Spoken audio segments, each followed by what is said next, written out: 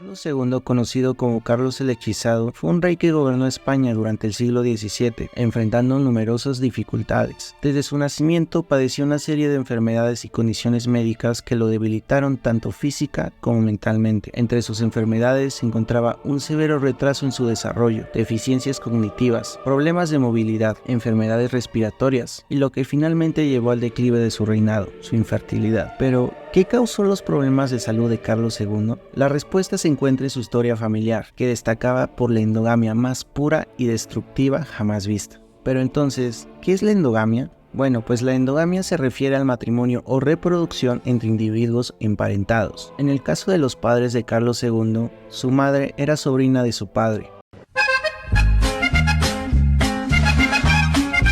Sin embargo, este no fue el único caso aislado de la familia real, ya que se registró un periodo de alrededor de 300 años donde se practicó la endogamia.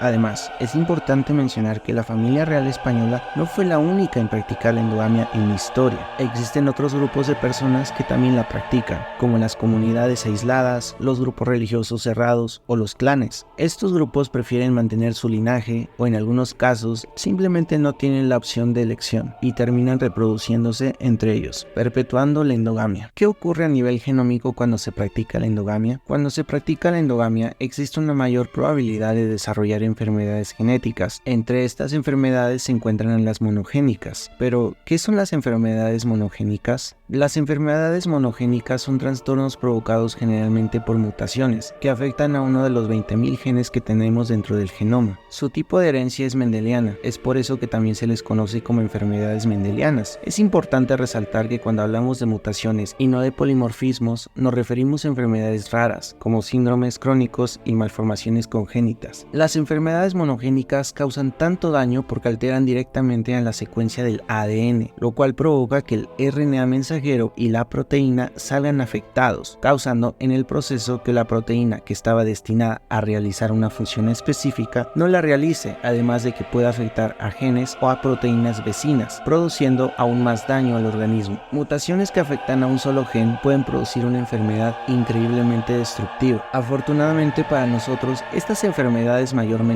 son autosómicas recesivas, lo que quiere decir que los dos padres tienen que heredar el alelo afectado para que se presente la enfermedad, lo cual es extremadamente raro, pero en el caso de las personas que practican la endogamia ocurre todo lo contrario. Consecuencias de la endogamia. La endogamia puede dar lugar a una mayor incidencia de enfermedades genéticas recesivas en una población. Al repetirse la transmisión de los alelos recesivos, hay un mayor riesgo de que estos se manifiesten en la descendencia. Ejemplos conocidos incluyen enfermedades como la fibrosis quística o la anemia de células falciformes. Diversidad genética. La diversidad genética se ve afectada por la endogamia, lo que aumenta el riesgo de enfermedades y debilita la capacidad de la población para enfrentar desafíos futuros, debido a que la diversidad genética proporciona adaptabilidad y resistencia a los cambios ambientales, lo cual es esencial para la supervivencia de una especie.